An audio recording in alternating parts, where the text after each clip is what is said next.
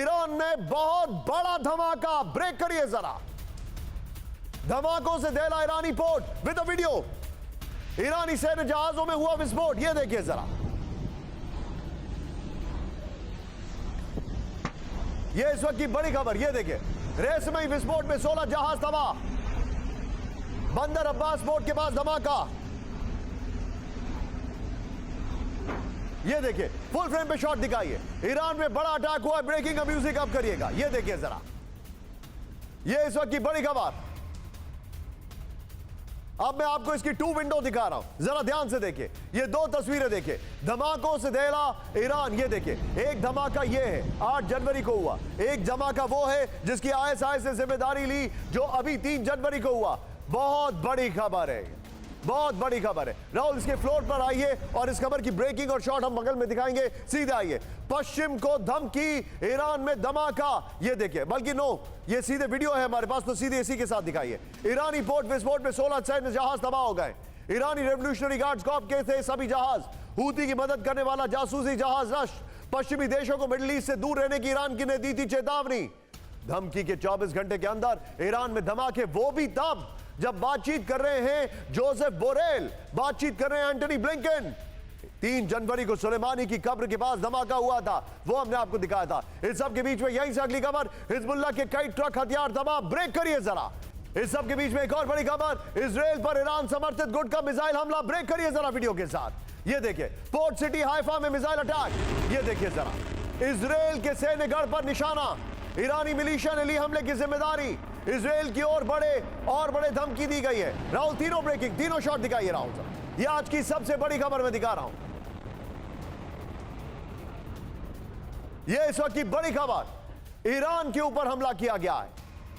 Syria में हमला किया गया इजराइल की तरफ से, और इजराइल की तरफ पर इजराइल के ऊपर हमला हुआ है। यह देखिए, इजराइल पर ईरानी मिलिशिया का हमला। सीधे आइए, यह बड़ी खबर मैं दिखा रहा हूं। यह देखिए जरा, भूमध्य सागर से सटे हाइफा शहर पर हमला हुआ है। यह बड़ी खबर, यह देखिए, ईरानी मिलिशिया ने लॉन्ग रेंज क्रूज मिसाइलें दागी। पीछे राहुल प्लीज स्काई कर दीजिए। यह देखिए, इजरायली गढ़ और अल अरकेब मिसाइलों से हमला हुआ है। यह जानकारी आ रही है। हाइफा में कई धमाकों की आवाज सुनी गई है, यह जानकारी आ रही है। ईरानी मिलिशिया ने हमले की जिम्मेदारी ली, यह जानकारी आ रही है। इजराइल पर और बड़े हमले की धमकी। इस सब के बीच में यहीं से अगली खबर, लेबनान के आसमान में आईडीएफ के फाइटर प्लेन। ब्रेक करिए जरा। लेबनान के आसमान में आईडीएफ की बेखौफ उड़ान, वीडियो दिखाइए। आईडीएफ के फाइटर प्लेन लेबनान में बरसा रहे बम। ये देखिए जरा, F-15 है ये एयर डिफेंस। लेबनान का एयर डिफेंस आईडीएफ के फाइटर प्लेन के सामने नाकाम। एक और बड़ी खबर, बेरूत में एक साथ इजराइल के 2 फाइटर प्लेन। दिखाइए जरा, ये देखिए जरा, पूरे बेरूत में इजरायली फाइटर प्लेन का साया। ये देखिए जरा, लेबनान के कई इलाकों में बमबारी। हिजबुल्लाह के कई ठिकानों पर इजरायली फाइटर प्लेन का attack.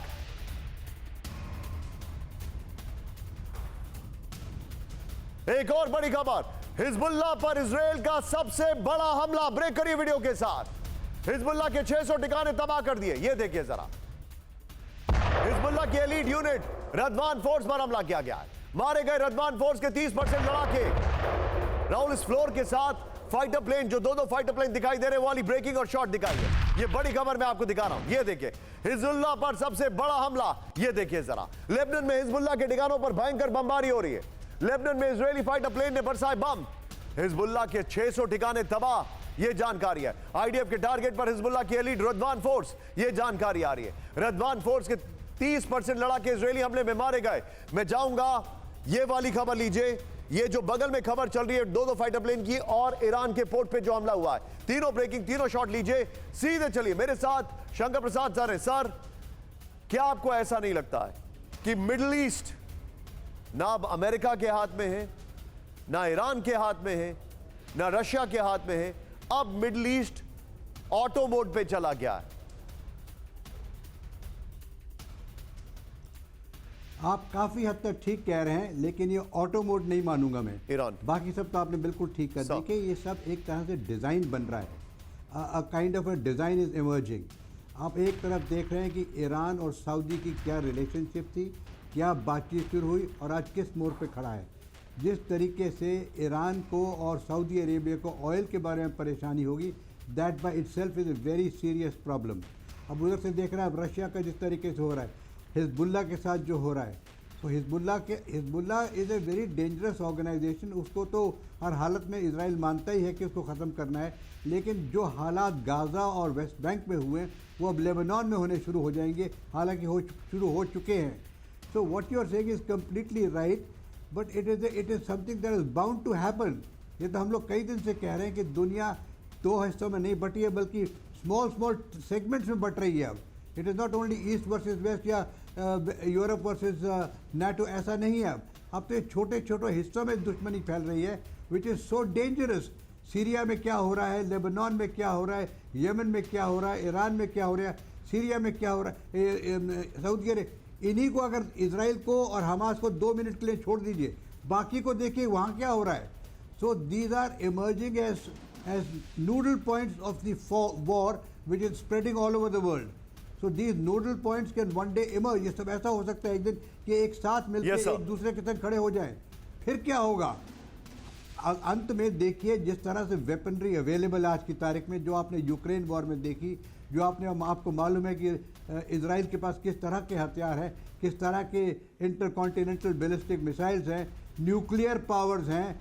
These things can now become very very sir, dangerous. लेकिन मेरे पास जो जानकारी आ रही है मैं आपसे शेयर करूंगा सर। एक हमारे जितने भी दर्शक हैं, अगर इजराइल ने हिजबुल्लाह के खिलाफ वॉर फ्रंट खोला है तो मेरी अगली खबर हमारे बगल में जरूर देखिएगा। राहुल दिखाइए जरा, हिजबुल्लाह से नहीं जीत सकता इजराइल। बड़ी खबर, ब्रेक करिए जरा। यहां पर 2 फ्रंट पर युद्ध इजराइल पर भारी पड़ेगा। अमेरिकी डिफेंस इंटेलिजेंस एजेंसी का दावा, हमास हिजबुल्लाह से एक साथ नहीं लड़ सकती आईडीएफ। 2 फ्रंट पर युद्ध के लिए सैन्य संसाधनों की कमी। सीधे फ्लोर पर आइए, बड़ी खबर में दिखा रहा हूं। ये देखिए, हिजबुल्लाह से नहीं जीत सकता Israel.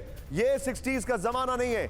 IDF defence intelligence agency की रिपोर्ट में आईडीएफ की जीत पर आशंका। एक साथ 2 फ्रंट पर इजरायली सेना की जीत मुश्किल है, क्योंकि वहां पर हिजबुल्लाह है। हिजबुल्लाह से लंबे युद्ध में इजरायली सेना को नुकसान होगा।